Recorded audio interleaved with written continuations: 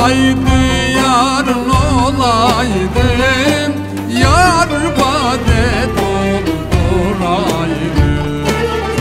Şu garip gönlüm için kanun icat olaydı.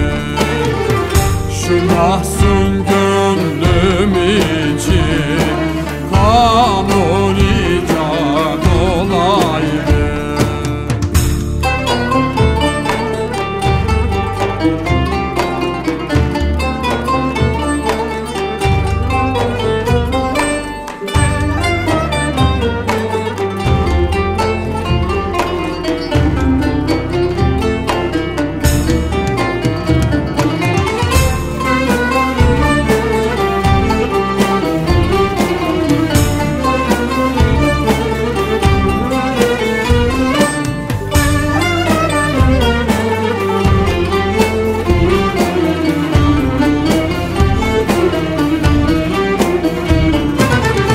Meyhaneler kapısın, bahtım gibi kapansın.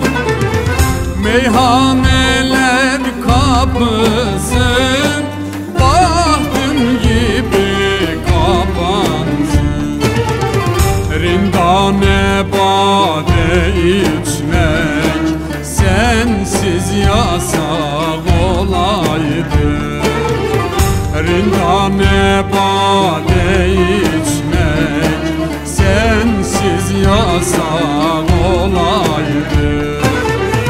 Nolaydı yar nolaydım, yar bade dolduraydı.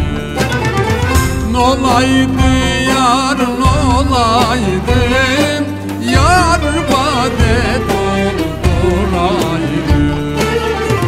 Şu garip gönlüm